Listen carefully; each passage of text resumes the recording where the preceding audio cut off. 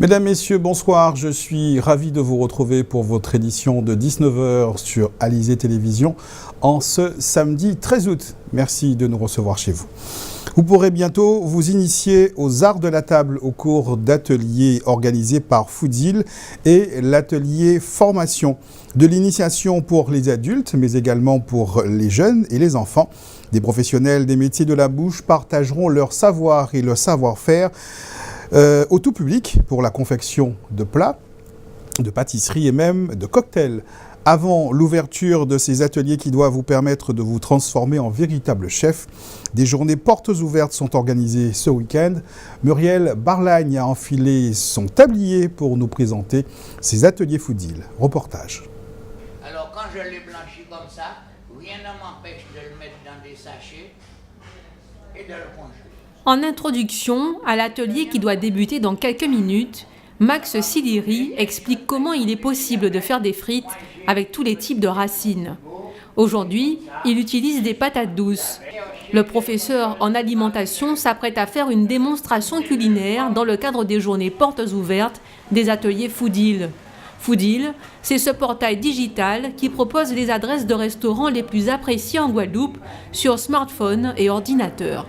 Ok, on aime les bons restaurants, mais derrière aussi, il faut apprendre à faire la bonne cuisine, apprendre à travailler avec la patate douce, apprendre à faire une pizza aux fruits à pain, pourquoi pas, et découvrir les produits de chez nous, qu'on peut faire du jus avec la peau du fruit à pain, et pourquoi pas aussi rencontrer les acteurs, les restaurateurs qui sont dans leurs adresses, comme M. Claude Strazel, rencontrer aussi M. Alain Collinet, et travailler avec eux au niveau des ateliers pour faire des recettes. Pour cette première, Max Siliri a décidé de montrer plusieurs manières de cuisiner le vivano, la démonstration étant enrichie de conseils et d'astuces. Cette fois, les participants ne font que regarder, mais pour les prochains rendez-vous, ils mettront la main à la pâte. La pédagogie, ce sera surtout une pédagogie de mimétisme, c'est-à-dire que nous allons faire et ceux qui seront avec nous vont faire la même chose que nous. Il y aura très peu d'écrits, ils auront bien entendu des recettes, mais nous allons essayer de faire pour que la personne retienne par la participation, c'est-à-dire en faisant en même temps que nous. Et chacun aura son poste de travail et chacun fera son plat. Cuisine, boulangerie ou encore confiserie seront au programme de ces ateliers. Neila Siliri animera les cours de pâtisserie et les sessions pour enfants dans une ambiance détendue. Les programmes seront variés, entre décoration de gâteaux, confection de gâteaux sans gluten, confection de pâtisserie rapide ou même les enfants des ateliers parents-enfants. On aura plusieurs programmes et les parents et les enfants choisiront par rapport à ce qui les intéresse. Cuisine française, antillaise, internationale, évolutive, toutes les formes d'art alimentaire et d'art de la table seront explorées pour le plus grand plaisir des stagiaires à la recherche de nouvelles aventures gustatives. J'ai une hygiène alimentaire depuis assez longtemps et je suis toujours à l'affût des conférences sur la cuisine, des remèdes rasiers, tout ce qui concerne notre alimentation en Guadeloupe. Je suis dans le domaine de la restauration et en même temps pour faire connaître le métier un petit peu à mes nièces. Donc je suis venue avec elles et puis voilà. Les ateliers Foodil commencent officiellement mercredi. Les précisions seront données sur la page Facebook Les Ateliers Foodil ou le site internet lesateliersfoodil.com. À l'initiative de cette opération, une jeune femme fondatrice de Foodil, un guide digital qui propose une sélection d'adresses de restaurants dans l'archipel de Guadeloupe. Une application que nous présente son initiatrice Jessica Brudet avec Muriel Barlagne. Tout a commencé en août 2012 avec la création d'un groupe secret sur Facebook. Où fait-il bon manger en Guadeloupe est une initiative de Jessica Brudet, ayant fraîchement obtenu son master en information, communication et patrimoine. Un espace où chacun peut partager ses adresses gourmandes, son avis et ses photos. Vu l'engouement qu'il suscite, la jeune Guadeloupéenne décide d'en faire une application pour smartphone en 2014.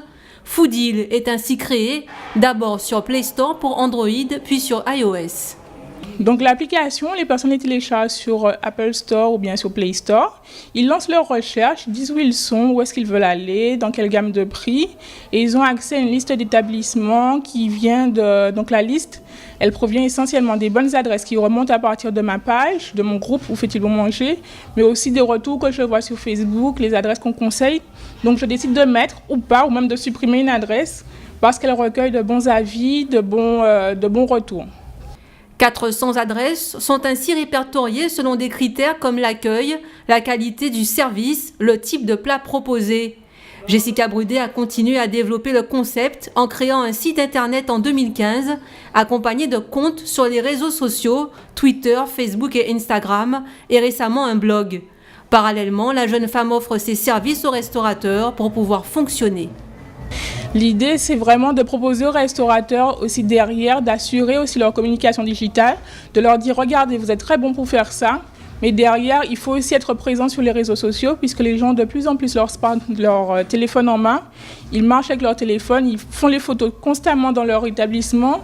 Je vous laisse faire votre service, votre plat, mais derrière, moi, je vais m'occuper de votre communication digitale, en mettant en avant, vous proposant du community management, en proposant de faire des photos avec mon photographe pour que les photos soient qualifiées, en créant un site web, tout simplement. L'application Foodil et ses dérivés sont des produits qui plaisent. L'application a déjà fait l'objet de 10 100 téléchargements. La page Facebook compte 10 450 fans et le compte Instagram rassemble une communauté de près de 5 100 abonnés, tous enclins à partager et à commenter leurs bonnes adresses. Alors maintenant, à Petit-Bourg, où des dizaines de passionnés du monde virtuel se sont donné rendez-vous pour une compétition de jeux vidéo organisée par l'association Giga Games. Des compétiteurs de tous âges animés par une même passion que nous présente Cécile Allègre. Si vous avez déjà essayé d'éteindre la console d'un passionné de jeux vidéo en pleine partie, vous savez à quel point cela peut être dangereux pour vous. C'est aujourd'hui plus de 100 de ces passionnés qui se sont retrouvés pour la 3e édition du Thibaut Game Cup, manette en main et prêts à en découdre. L'occasion parfaite pour le lancement officiel de la Ligue guadeloupéenne de sport électronique qui souhaite montrer les talents des jeunes Guadeloupéens dans toute la Caraïbe. Et oui, lorsque les jeux vidéo deviennent une passion, ils prennent une place aussi importante que la pratique intensive d'un sport et se transforment même pour certains en métier. En fait, quand tu es joueur professionnel, ça dépend. En France, tu peux pas en vivre parce que tu es juste défrayé. Moi, j'étais juste défrayé, donc j'avais mon boulot à côté. J'étais juste défrayé et on me payait les voyages pour représenter la France. Mais aux États-Unis, tu peux complètement vivre de cette passion. Pour beaucoup, la manette de jeu a accompagné le biberon dans leur enfance. Moi, je joue depuis que j'ai eu ma Mega Drive, j'avais 5 ans. Depuis que je joue à Street Fighter. Mais depuis le plus jeune âge, mon frère jouait aux jeux vidéo. Et comme je faisais mes leçons depuis l'école, donc dès que je rentrais, je jouais, je faisais que ça et ça a continué. Dans cette salle surchauffée, des hommes, beaucoup d'hommes.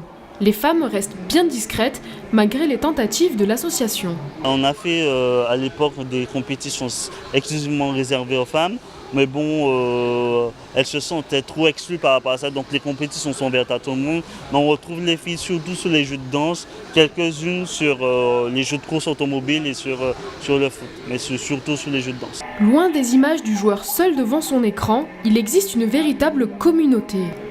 Tous ces participants sont venus s'affronter, mais surtout profiter d'une journée entre amis. C'est de promouvoir un peu la communauté des jeux de combat. Et j'ai envie, comme j'ai pu y arriver, je pense que d'autres Guadeloupéens peuvent y arriver aussi.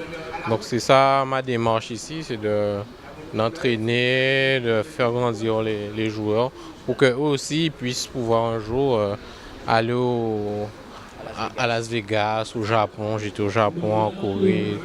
Voyager beaucoup, ça permet de beaucoup voyager. Encore une fois, la Guadeloupe tente de s'affirmer sur un territoire encore plus vaste que celui de l'archipel et les diverses récompenses déjà obtenues par les joueurs à l'international laissent présager un bel avenir. Et nous disons oui à cette invitation au voyage. Place maintenant à notre tour d'horizon de l'actualité dans la grande région, à Porto Rico. L'état d'urgence sanitaire a été déclaré en raison de l'épidémie de Zika. Au Brésil, les athlètes expriment leur ras-le-bol face aux agressions racistes dont elles sont victimes sur les réseaux sociaux. Et nous verrons également que les entreprises françaises comptent bien prendre leur part dans l'ouverture de Cuba aux capitaux étrangers, à l'image du constructeur Bouygues. C'est votre rendez-vous Caraïbes. La France n'a pas l'intention de laisser partir l'ensemble des juteux contrats d'affaires signés avec Cuba aux sols américains. Dernier fait d'armes en date des Français, l'appel d'offres que viennent de remporter le constructeur Bouygues et le groupe Aéroport de Paris pour l'agrandissement et la gestion de l'aéroport José Martí de La Havane, sans compter un autre aérodrome tout proche de la capitale cubaine. Ce nouveau contrat n'est pas une première sur l'île pour Bouygues. Adossé au groupe brésilien Odebrecht, la multinationale française a signé en 2014 le réaménagement du terminal portuaire de Mariel, pierre angulaire des ambitions cubaines pour attirer les investissements étrangers dans la logistique portuaire. Bouygues fait partie des fleurons des marques françaises qui investissent dans l'île castriste comme Pernod Ricard avec sa marque de rhum Havana Club, Total, Alcatel, Alstom ou encore Accor qui ont commencé à se positionner sur le marché cubain dès les années 90. D'autres investissements français sont à attendre puisque le président François Hollande a promis de convertir 212 millions de dettes cubaines en un fonds destiné à financer des projets sur l'île. De quoi favoriser les entreprises françaises à Cuba. Saint-Jean-Cage va te faire violer. Des athlètes brésiliennes des Jeux Olympiques de Rio ont exprimé leur ras-le-bol d'être victimes d'agressions racistes sur les réseaux sociaux. La porte-drapeau de cette contre-offensive est Rafaela Silva, la judoka noire du Brésil, originaire de la Cité des Dieux, l'une des favelas les plus violentes de Rio, qui avait été la cible de cinglantes attaques racistes aux Jeux de Londres. 4 ans plus tard, elle a cloué le bec à ceux qui l'avaient traité de singe en remportant la première médaille d'or brésilienne des JO de Rio. Pays le plus métissé au monde, profondément marqué par 4 siècles d'esclavage, le Brésil est loin d'être vacciné contre le racisme et la discrimination. De nombreux footballeurs subissent à longueur d'année des insultes racistes sur le terrain, mais aussi sur Internet. Récemment, c'est la nageuse Johanna Maranhão qui milite contre la pédophilie dont elle a été victime dans sa jeunesse, qui a été attaquée avec virulence sur les réseaux sociaux après avoir été éliminée aux 200 mètres papillon. Johanna Maranhão n'est pas noire, mais elle a été attaquée en raison de son origine. Elle vient de Recife, dans le nord majoritairement pauvre et noir du pays. La nageuse est également visée pour ses opinions de gauche. Maranhão a annoncé que son avocat déposerait plainte et que l'argent qu'elle compte obtenir en réparation serait versé à l'ONG qui lutte contre la pédophilie au Brésil. L'administration américaine a décrété l'état d'urgence sanitaire à Porto Rico où 10 690 personnes ont été infectées par le Zika. Le virus qui peut causer de graves malformations du fœtus fait planer une menace significative sur les femmes enceintes. En 7 mois, la maladie qui se transmet surtout par des piqûres de moustiques et parfois par contact sexuel a touché 1035 femmes enceintes dans ce territoire américain. Plus de 1900 cas d'infection ont été diagnostiqués uniquement au cours de la semaine écoulée. Le nombre réel d'infections pourrait même être beaucoup plus élevé. La plupart des personnes contaminées par le Zika ne souffrent d'aucun symptôme et ne pensent pas à faire un test. La ministre portoricaine de la Santé a déclaré l'état d'urgence sanitaire, une décision qui autorise Washington à fournir un soutien additionnel au gouvernement portoricain. Et sachez que c'est aujourd'hui l'anniversaire de Fidel Castro. L'ancien chef d'État cubain, le commandante, fête ses 90 ans. Et parmi les dignitaires qui ont salué l'événement, Vladimir Poutine et Nicolás Maduro, deux présidents tout aussi controversés que Fidel Castro à son époque. Alors que la saison de compétition de Betty-Ran bat son plein et que la commune de Petit-Bourg s'apprête à accueillir demain la 3e course du mois d'août à Colin, C'est une compétition moins spectaculaire, mais tout aussi authentique qu'il était donné à voir ce matin sur la plage de Viard. Des attelages non pas de bœufs, mais de cabris pour une compétition autant disputée que celle des bovidés. Depuis quelques années, des courses de cabris tirants sont organisées dans plusieurs communes de l'archipel par des passionnés que Johan Charpentier-Titi est allé rencontrer.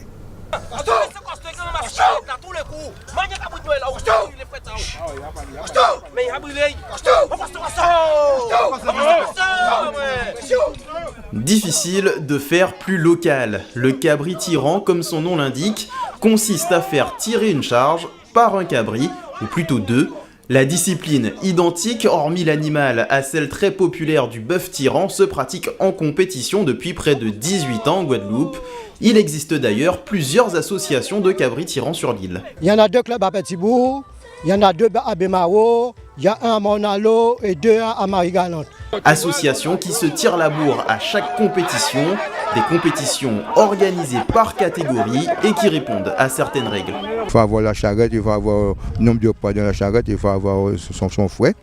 Et on a un nombre de coups de fouet, c'est 6 coups de fouet. Pour le cabri, on dirait de 6 à 8 minutes, ça dépend de la piste, quoi. On récapitule, 2 cabris, un attelage de plusieurs dizaines de kilos selon la catégorie et 6 coups de fouet maximum donc. Âme sensible, s'abstenir tout de même puisque le fouet est loin de s'apparenter à une caresse. Bref, les cabris entraînés spécialement pour la compétition font le spectacle. Eh ben, c'est tout simple, il faut commencer à entraîner à Kazao, petit à petit, et fur et à mesure, quoi, voici bon, et après ça, au moment de la compétition, voici puis bon encore. Comme on dit, on n'a pas la sens infuse, donc c'est l'entraînement. L'entraînement, c'est adresser, c'est être là tout le temps après les cabris, savoir comment ça se passe déjà lors des compétitions, savoir apprendre les règles parce qu'il y a aussi des règles. Donc oui, voilà, on ne sait pas tout d'avance. On sait juste qu'il y a du travail, il y a de l'entraînement à avoir, il y a de l'expérience à acquérir au fur et à mesure. Et puis voilà. Et l'engouement qui traverse la foule à chaque accélération des sportifs à 4 pattes témoigne du plaisir des yeux. Un public surtout composé de curieux venus profiter des cabris autrement qu'en Colombo. C'est impressionnant aussi et en même temps voilà, de les voir avancer comme ça en les fouettant. C'est pas évident, voilà, c'est pas évident. Pour les cabris. J'ai un ami justement qui m'a convié et donc par curiosité, j'aimerais bien justement savoir comment ça se passe. Ah mais c'est une très bonne chose et il faudrait qu'il y ait un peu plus de personnes qui viennent voir ça, quoi. Et oui, malgré ses 18 ans d'existence, le cabri tirant ne jouit pas encore de la même réputation que son homologue on ne peut plus costaud, le bœuf, mais l'évolution de la discipline tend à attirer toujours plus de spectateurs. Ça a évolué, les pistes sont devenues beaucoup plus courtes, plus compliquées parce que bon, c'est dans les morts, voilà. Mais voilà, ça a pas mal évolué dans ce sens et maintenant le spectacle est toujours plus beau.